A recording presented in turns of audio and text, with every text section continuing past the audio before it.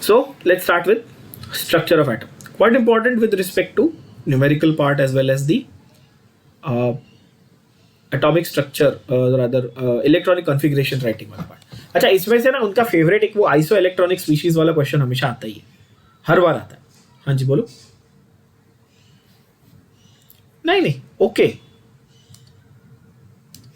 The problem here is students try and solve the Schrodinger equation. It's a double differential equation. You will never be able to solve it. That is where the students will get stuck. वो बच्चे जो सोचते हैं कि मैं स्ट्रोडिंजर equation को solve करके derive कर लूँ, वो नहीं होने वाला. एनसीईआरटी में भी सिर्फ इक्वेशन मेंशन्ड है, सॉल्व नहीं है. It's a double differential equation जो इंजीनियरिंग के सेकेंड ईयर में आता है डिग्री के. ठीक है, तो वो छोड़ के बाकी आपको सब कुछ सिंपल ही लगेगा, डोंट वरी. चलो देखते हैं. Now the idea is the word atom.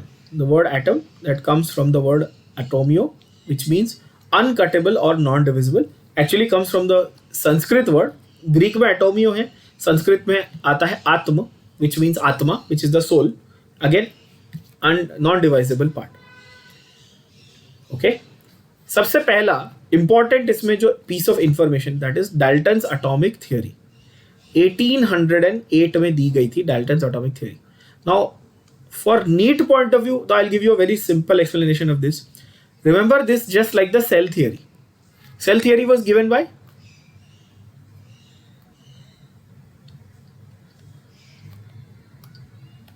Schleiden and Schwann. Two people, na? Schleiden and Schwann. Rudolf Virchow has added the last one point there.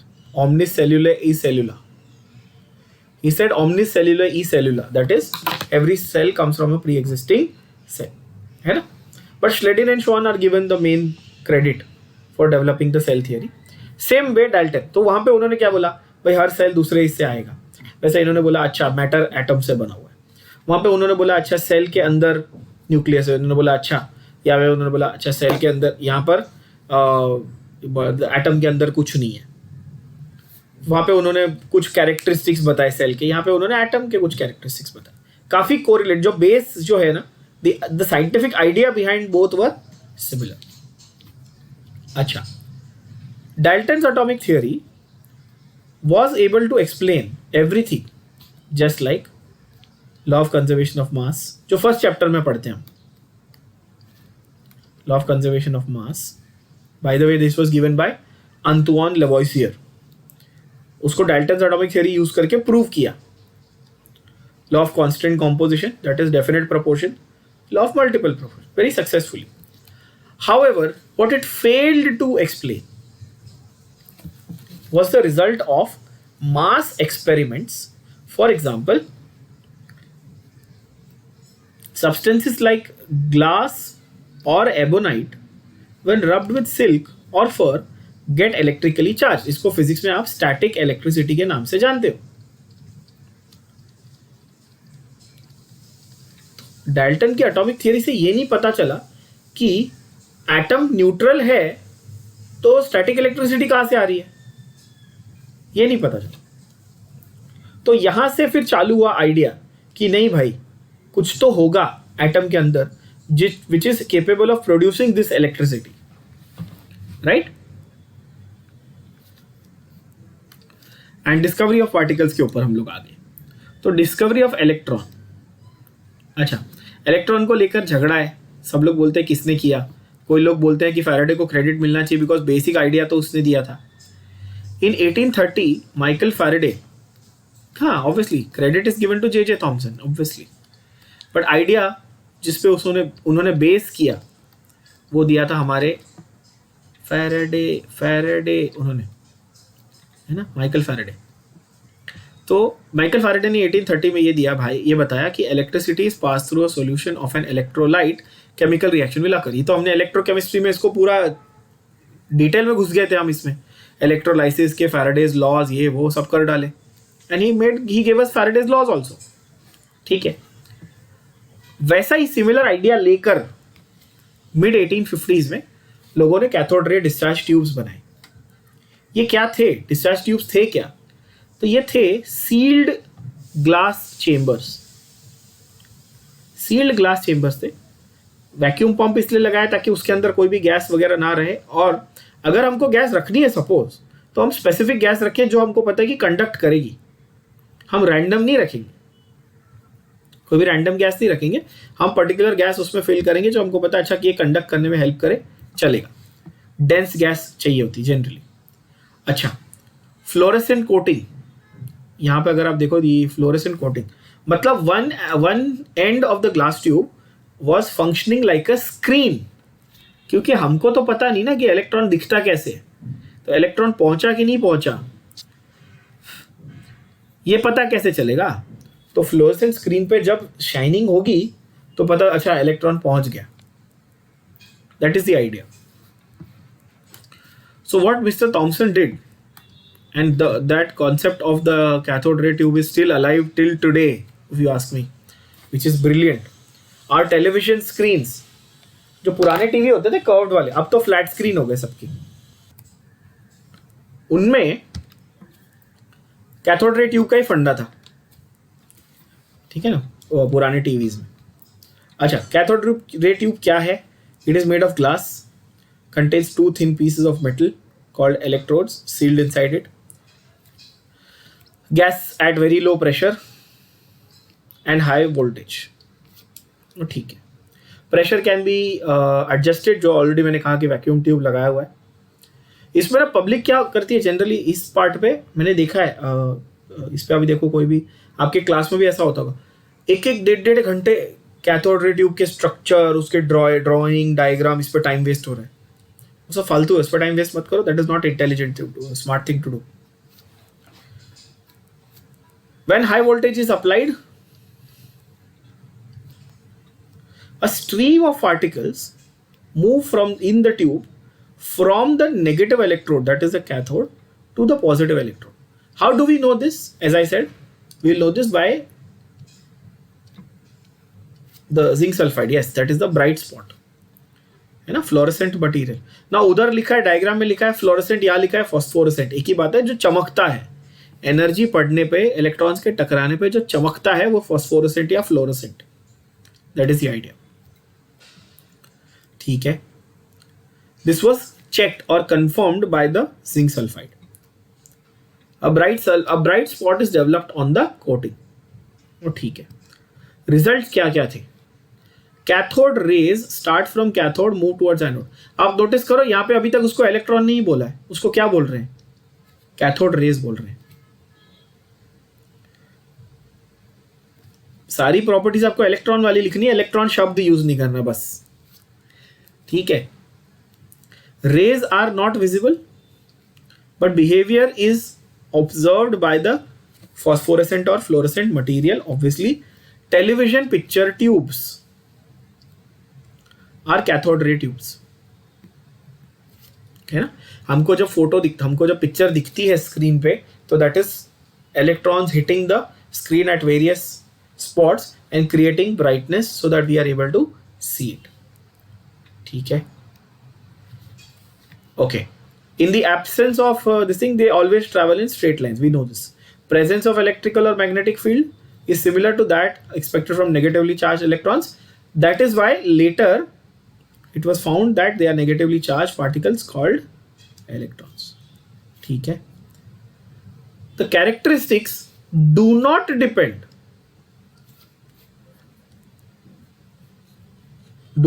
on the material of the electrodes. ये बहुत important चीज है.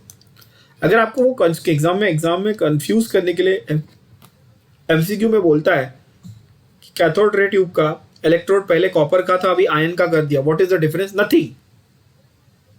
क्योंकि electron तो ion का हो या copper का हो, तो इलेक्ट्रॉन ही आएगा ना यार. इलेक्ट्रॉन तो इलेक्ट्रॉन होता है. So electrons are the basic constituent of all atoms. आप बोलोगे हाँ बात सही है. ठीक है. अब जे थॉमसन भाई साहब जो थे, इन्होंने E/M रेशियो यानी कि चार्ज टू मास रेशियो निकाला था of the electron. By which experiment? It's a very famous name.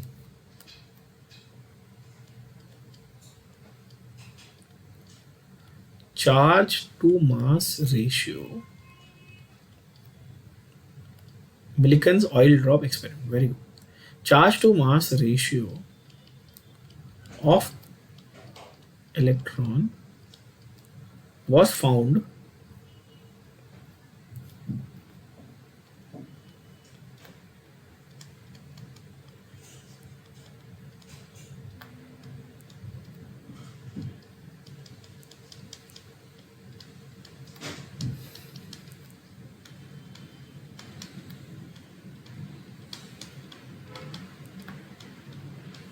by Millikan's oil drop experiment. Yes, as I said, अब मैं अगर उसके एक्सपेरिमेंट के डिस्क्रिप्शन में चला गया तो आपका टाइम वेस्ट होगा, वो नहीं करेंगे. चलो, तो E is to M यानी कि चार्ज टू E उसका चार्ज है और M उसका मास है. ठीक है, तो E is to M बोलते हैं उसको अपन. yes. उसको मैं कंप्लीट कर दूंगा सेंटेंस को बाद. अच्छा, when only electric field is applied, electrons deviate from their path and hit the cathode ray tube at point A. Now where is point A? Let's see. क्या बोल रहा है वो?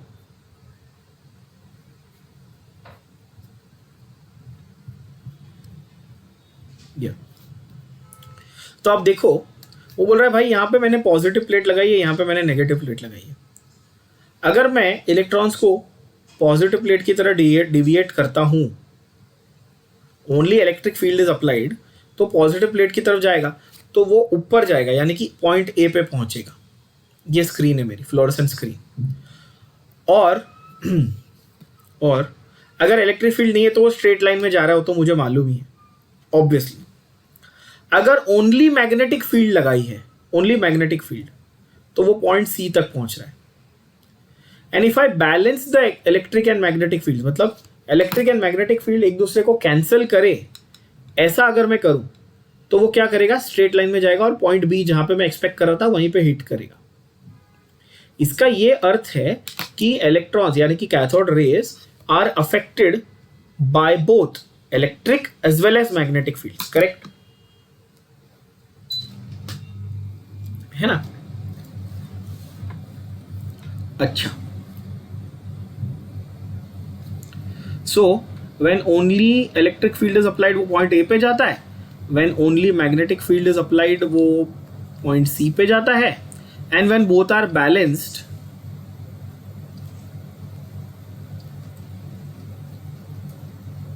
तो वो पॉइंट बी पे रहता है. ठीक है. थॉमसन सेड कि मैग्नीट्यूड ऑफ चार्ज पे डिपेंड करता है डेविएशन. जितना हाईली नेगेटिव उतना ज्यादा डिविएट होगा, ऐसा उसका कहना था. बट उसको ये नहीं पता था कि एग्जैक्ट अमाउंट ऑफ चार्ज क्या है, वो नहीं पता था उस समय उसको एग्जैक्ट अमाउंट ऑफ चार्ज नहीं पता था. ठीक है ना?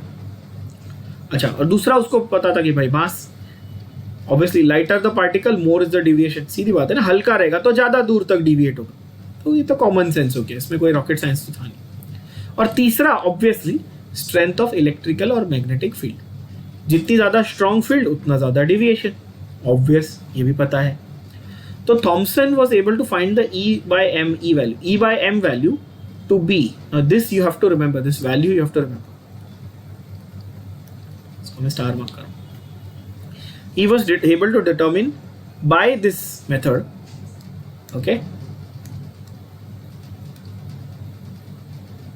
एक मिनट ना,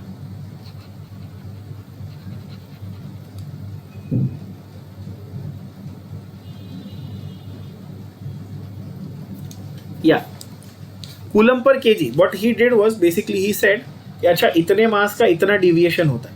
ठीक है, again as I said I will not go into the detail of how he calculated it. ठीक है, that probably I'll make another video and separate video of these historical things and explain. But simplified version I'll give you. He knew कि अच्छा इतना charge यानी इतना magnitude है field का तो इतना डिविएशन हुआ. ठीक है, so he was able to approximately predict कि मास कितना रहे. That's the idea. This value that he gave, right? It was an approximate prediction. हाँ, it was an approximate prediction of the mass. ये अपने को लगता है कि अच्छा ये 1.758820 ये बहुत ज़्यादा प्रिसाइज हुआ. Yes, it is as very close to the actual value, but it was not difficult to determine when you have the all three values. You had the value of electric field and magnetic field and how much deviation happened. ये तीनों दिया तो उसको आप calculate कर सकते. More difficult was to isolate charge और mass दोनों का रेशियो मिला है ना, दोनों में से अलग अलग करके चार्ज अलग बताओ मास अलग बताओ, वो ज्यादा डिफिकल्ट था. समझे? हाँ, जो मिलिकन का एक्सपेरिमेंट जो बाद में हुआ, ठीक है, चार्ज ऑन द इलेक्ट्रॉन ढूंढने के लिए उन्होंने किया oil drop experiment. It was carried out to do the और rather find the charge on the electron. So पहले जो मैंने लिखा हुआ एनसीईआरटी के हिसाब से ठीक नहीं था, है ना. अपन एनसीईआरटी के हिसाब से वो पॉइंट लिख देते हैं वापस. The charge of electron, only charge, not ratio.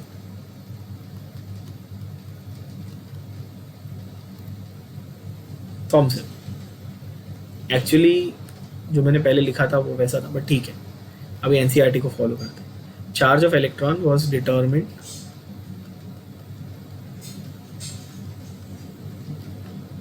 Bye Millikan's oil drop experiment. खैर चलो इधर आ जाते. He found the charge to be minus 1.6 into 10 raised to minus 19 coulomb. The negative value is not the magnitude, it is just the symbol to denote that it is carrying negative charge. ये बहुत confusion होता है लोगों को कि sir ये negative value दिया मतलब चार्ज का मैग्नीट्यूड नेगेटिव है. नहीं, चार्ज का मैग्नीट्यूड पॉजिटिव है. It is symbolic for the electron to carry negative charge. Present accepted value क्या है? Minus 1.602176 into 10 raised to minus 19. You will never ever use this value. You will use this one, the first one that we marked. In your questions, in your numericals, you will use this one. And as I mentioned here, as I mentioned before, मैंने जो पहले लिखा था ना कि Millikan ने भी actually charge to mass ratio पे काम किया, राइट. देखो, the mass of electron was determined by combining the results. ये मतलब दोनों आप बोल सकते हो एक्सपेरिमेंट साथ में हुए, तब चार्ज भी पता चला, मास भी पता चला, चार्ज टू मास रेशियो भी पता चला, ऐसा है. हाँ, लगभग एक ने चार्ज मास रेशियो दिया, एक ने चार्ज दिया, फिर दोनों ने मिलकर दोनों एक्सपेरिमेंट का जो बोलते ना कि ये मिक्स करके मास निकाला गया. And mass was found to be 9.1 into 10 raised to minus 31 kilograms. That is the lightest, एकदम सबसे light weight subatomic particle यही है. इसलिए हम लोग इसके वेट को क्या कंसिडर करते हैं? हम लोग नेग्लिजिबल कंसिडर करते हैं, ठीक है. अच्छा, उसके बाद protons and neutrons. Canal rays, जैसे कैथोड रेज थे वैसे कनाल रेज बनाए गए. सेम फंडामेंटल आइडिया रिवर्स कर दिया. डिस्चार्ज ट्यूब वही, सब कुछ वही. पहले कैथोड से एनोड जा रहा था, अब एनोड से कैथोड कुछ जाएगा. That was the idea. And if you look at the brilliance of this guy, this is so nice ना, कि मतलब किसी और ने मेहनत करी, जे थॉमसन ने पूरा सब सेटअप किया, इसने क्या किया कि अच्छा कुछ नेगेटिव है, चलो कुछ पॉजिटिव भी होगा, क्या आइडिया लगाएंगे, सब कुछ रिवर्स करके चेक करते, कुछ मिला तो अच्छा है. तो मिल गया और नोबेल प्राइज भी मिल गया, है ना. तो यहाँ पर पूरा का पूरा उल्टा है. I am not even going to mark everything. It's like literally the opposite of that. कुछ बड़ा ये नहीं है.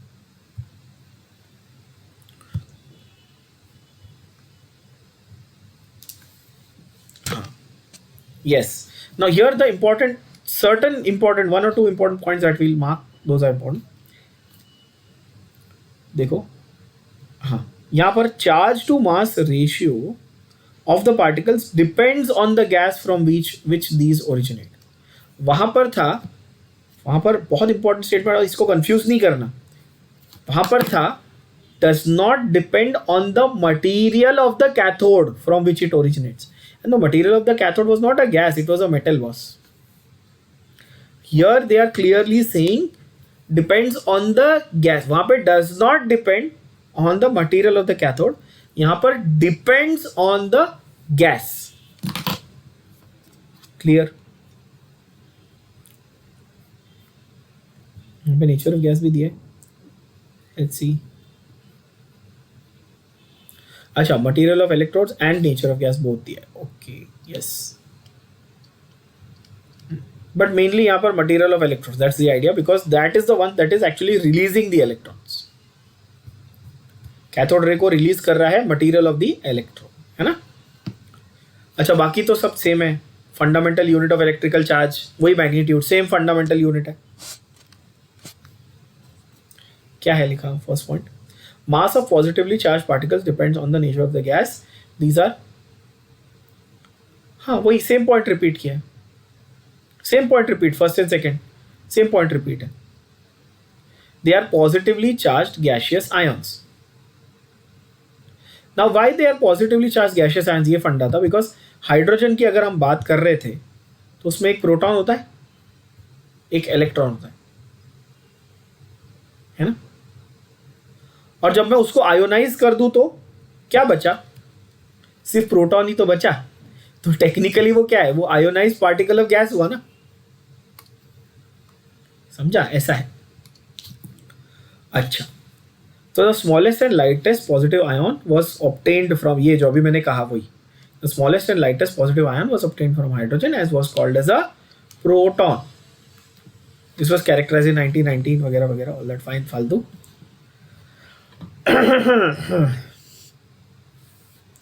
चैडविक ने क्या किया? चैडविक ने एक्सपेरिमेंट किया. He bombarded thin sheet of beryllium with alpha particles. Now, you remember Rutherford had done bombarding of gold foil? Yes, alpha particle का scattering experiment. That is very famous. This one very few people know about. कि Chadwick ने भी same चीज किया था beryllium sheets पे. हाँ, उसने सस्ता काम किया सही में. And he found electrically neutral particles with a mass that is slightly greater than that of the proton, and he called them as neutrons. Now there is a table given in your NCERT in which they've given you all the properties of fundamental particles. Electron के बाजू में आप mention कर दोगे J Thomson.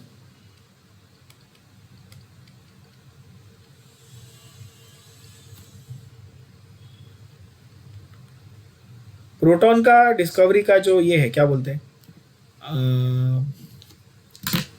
According to NCERT Rutherford को दिया जाता है प्रोटॉन की डिस्कवरी का. क्या? Now Rutherford obviously officially Rutherford is given the idea of or the credit, but Goldstein was the one who discovered it and Rutherford was the one who named it. And neutron तो professor James Chadwick, ये तो सबको मालूम है. James Chadwick, ठीक है. Okay, so atomic models पे आ गए. अब सब एटॉमिक पार्टिकल्स तो सबको पता चल गया कि तीन थे भाई, इलेक्ट्रॉन, प्रोटॉन, न्यूट्रॉन. अब वही, अब इसमें बच्चे गड़बड़ कहाँ करते हैं पता है? स्पेशली नीट स्टूडेंट्स, वो ज़्यादा ओवर करने लगते हैं. मतलब वो जेई एडवांस वालों की तरह घुसने लगेंगे ना, क्वार्क्स, लेप्टॉन्स, फर्मियंस, बोसॉन्स. पढ़ाने को मैं आपको वो सारी चीज़ पढ़ा दूँ, क्वांटम थियोरी, उसका आपको कोई यूज़ नहीं है, तो उस पर टाइम वेस्ट करना स्टूपिडिटी है, मत करो. ठीक है, सब एटॉमिक पार्टिकल्स ये तीन है, बस तीन. उसके अलावा हमको अभी फिलहाल क्वार्क्स और लेप्टॉन्स में नहीं घुसना है. There are, I have seen class, ऐसे क्लासेस हैं जिनके नोट्स में ये सब दिया हुआ है फालतू, वो आपका टाइम वेस्ट है और कुछ नहीं.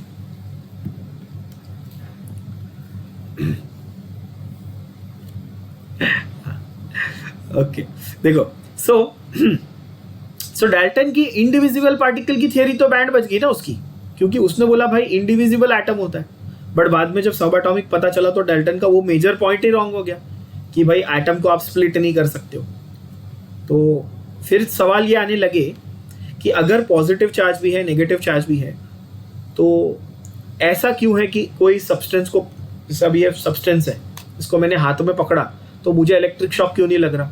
तो इसका तो बहुत ही लॉजिकल आंसर था कि हाँ भाई, अगर पॉजिटिव भी है, नेगेटिव भी है, तो हम ये मान के चलते हैं कि positive negative will be equal in number. That is why all substances are electrically neutral, unless आप फ्रिक्शन करो और उनके अंदर इलेक्ट्रिसिटी जनरेट करो, वो एक अलग बात है. हाँ. तो they wanted to understand how the distribution of these subatomic particles are there, and that is why different models of the atom were given. And you'll notice that most of these models were given by the people who discovered the subatomic particles, obviously. तो सबसे पहले हमारे Thompson भाई आए. तो J Thomson in 1898 proposed the plum pudding model or the raisin pudding or the watermelon model. ठीक है, some people call it the chocolate chip cookie model also. हाँ, है ना, जैसे कि चॉकलेट चिप कुकी होती है ना, वैसे. खैर, इसने क्या बोला, बहुत simple. He said atom is spherical with a radius of 10⁻⁻10 metre, मतलब 1 एंगस्ट्रॉम. ठीक है. Positive charge is uniformly distributed. Electrons are embedded into it like chips in hide and seek biscuit और अ कुकी. और plum और raisin, raisin समझते हो, किशमिश जो ड्राइड वाले, वैसे ही आपके केक के अंदर. तो a lot of people said okay,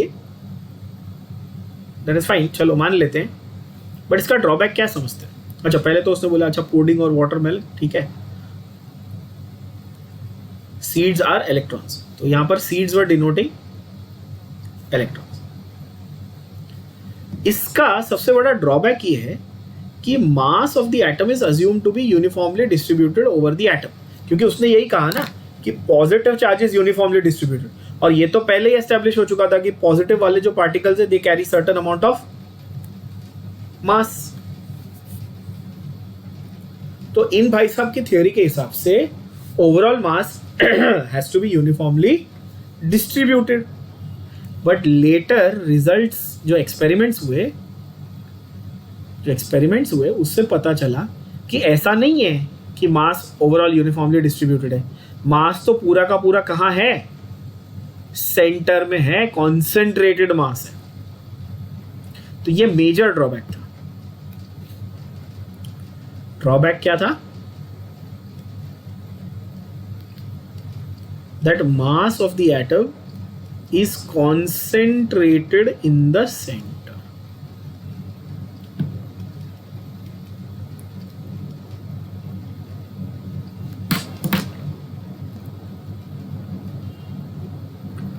okay, so drawback क्या था कि भाई mass is concentrated in the centre. ये पता चला, तो बाद में उसकी थियरी में इश्यूज आ गए, डिस्प्रूव हो गई. ओके, फिर आया रदरफोर्ड. तो रदरफोर्ड के न्यूक्लियर मॉडल को हम लोगों ने प्लैनेटरी मॉडल के नाम से जाना. क्या नाम से जाना? Planetary model. अच्छा, बाय द वे प्लैनेटरी, हाँ, क्योंकि इलेक्ट्रॉन तो डिस्कवर किया था ना, है ना, ये तो मिला ही ना. No, not for this theory. He got in general for his contribution to physics. Now, Rutherford ने न्यूक्लियर मॉडल दिया, जिसको हम लोग ने प्लैनेटरी मॉडल भी कहा, along with his students Geiger and Marsden. Sorry, Geiger also gave us the idea of the Geiger counter. ना, पता है ना, वेरी फेमस गाइगर काउंटर दिया था हैंस गाइगर ने, रेडियो एक्टिविटी डिटेक्ट करने के लिए. किसी एरिया में रेडियो एक्टिविटी है कि नहीं और कितनी है उसको मेजर करने के लिए गाइगर्स. खैर, alpha particle, famous alpha particle scattering experiment. ठीक है, उसने क्या किया था? उसने एक लेड के बॉक्स में सोर्स ऑफ अल्फा पार्टिकल्स रखे, फिर एक लेड की प्लेट रखी जिसमें होल किया, और एक फोटोग्राफिक प्लेट रखी. Photographic plate was functioning like a phosphorescent material only. तो उसने नया कुछ बहुत नहीं किया. जो थॉमसन ने ग्लास ट्यूब के अंदर किया था उसने ऐसा नॉर्मली किया. ठीक है, but here what important thing he noticed, उसने ज़्यादा इंपॉर्टेंट नोटिस क्या किया चीज़, उसने बोला यार जो डिविएशन के पाथ है ना, वो डिविएशन के पाथ से मेरे को पता चला कि सारा का सारा मास सेंटर में कॉन्सेंट्रेटेड है. कैसे पता चला, देखते हैं.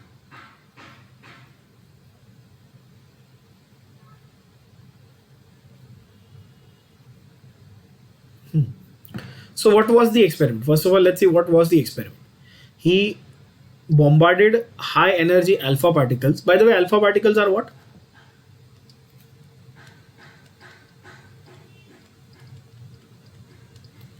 Yes, are basically helium nuclei.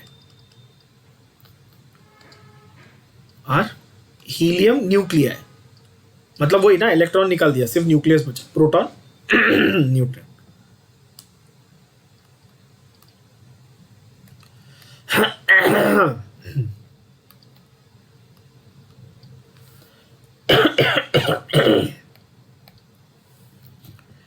From a radioactive source directed at the thin foil जो उसने यूज की उसकी थिकनेस 100 नैनोमीटर्स थी approximately, and there was a zinc sulfide screen around it. Observation फटाफट, ये स्कूल में रट्टा मारा हुआ सबने, मैंने भी यही किया था, मैं स्कूल में था तो मैं भी रट्टा मारता था इसको. 3 ऑब्जर्वेशन 3 इन्फरेंस, खत्म. Most alpha particles pass through without deviation. Small fraction deflected by small angles. This is the most important. Very few, that is 1 in 20,000 bounce back at 180 degree. ये 1 in 20,000 वाला क्वेश्चन आया हुआ है. Conclusions क्या निकाले उसने भाई ने, कंक्लूजन्स क्या निकाले देखते हैं.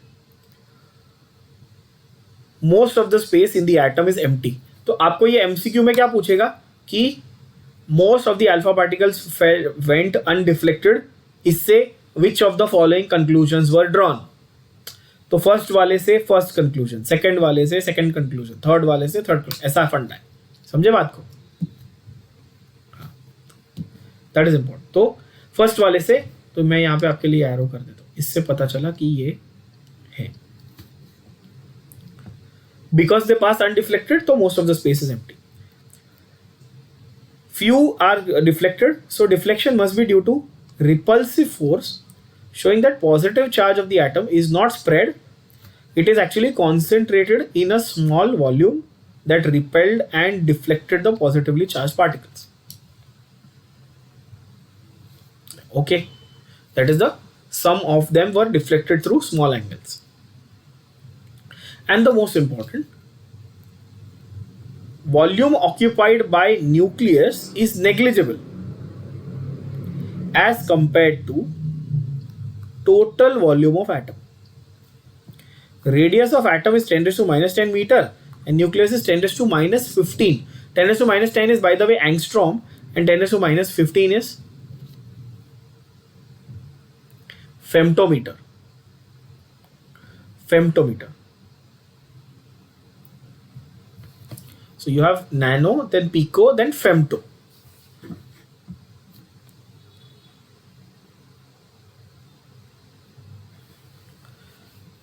So उन्होंने एक बहुत अच्छा एग्जाम्पल भी दिया. Suppose a cricket ball represents nucleus, then radius of atom would be 5 kilometre. इतना डिफरेंस है, एक क्रिकेट का ball 5 kilometre. So he said, okay, on these observations and inferences and etc., I will propose my planetary model of the atom. He called it the nuclear model or the planetary model, both actually. He said, the positive charge and most of the mass of the atom is densely concentrated in the extremely small region called nucleus, which is at the center. Pehli baat. Clear? Okay. Second, nucleus is surrounded by electrons that move around the nucleus with very specific paths called orbits. So similar. Planetary क्यों बोला अभी समझा ना? Sun, planets. Difference is that sun बड़ा है, nucleus छोटा है. ये फर्क है. It resembles the solar system. Who gave us the model of the solar system, by the way? Copernicus.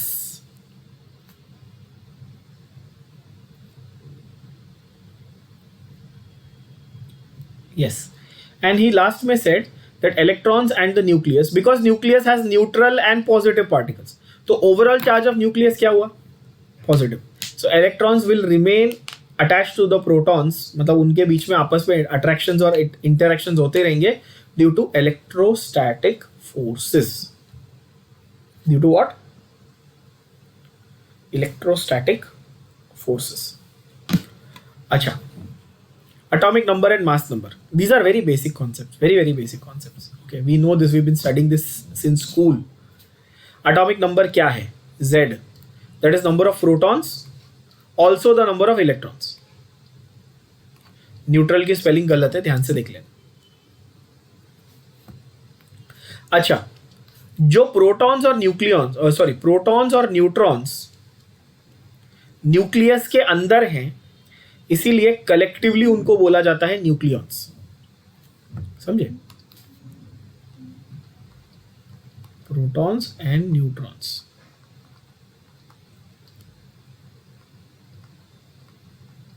Yes. So mass number in short is the mass of the nucleons.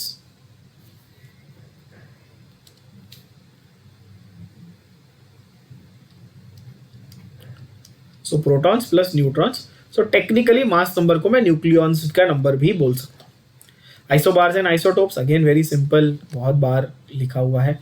एक बहुत बड़ा confusion बच्चों के दिमाग में रहता है, sir मैंने लिखा O, मैंने लिखा 8, मैंने लिखा 16, मैंने लिखा O8 16, O8 16, कौन सा राइट है कौन सा रॉन्ग है? लेफ्ट में लिखने का कि राइट में लिखने का, ऊपर लिखने का कि नीचे लिखने का? इसमें बहुत बेसिक चीज़ है, बट बच्चों को कंफ्यूजन होता है. तो उसके लिए पहले डिफाइन किया हुआ, देखो, symbol of the element that is X, left hand side atomic mass number and left hand side atomic number, ऊपर नीचे सुपरस्क्रिप्ट सबस्क्रिप्ट, दोनों एक ही साइड होने चाहिए, लेफ्ट साइड पे, राइट साइड पे नहीं होते. तो the only correct way to write it is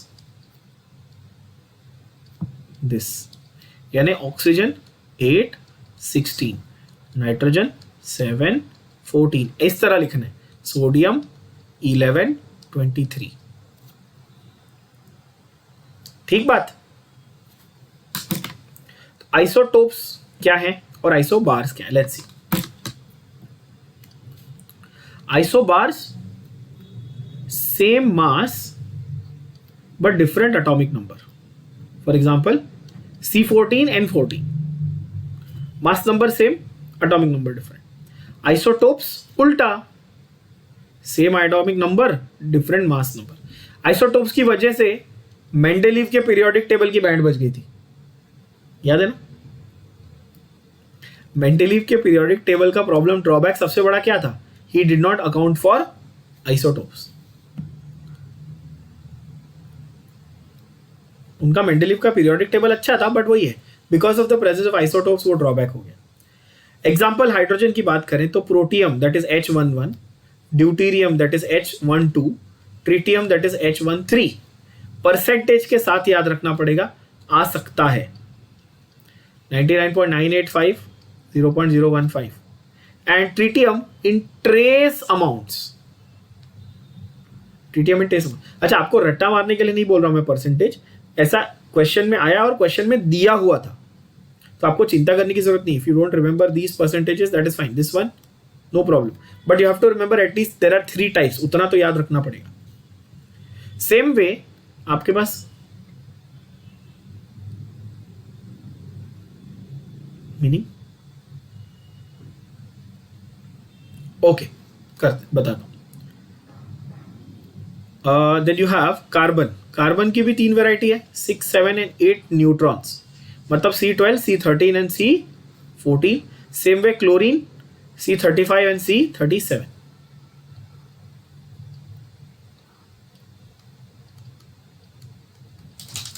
ठीक है, C35 एंड C37 इस तरह से.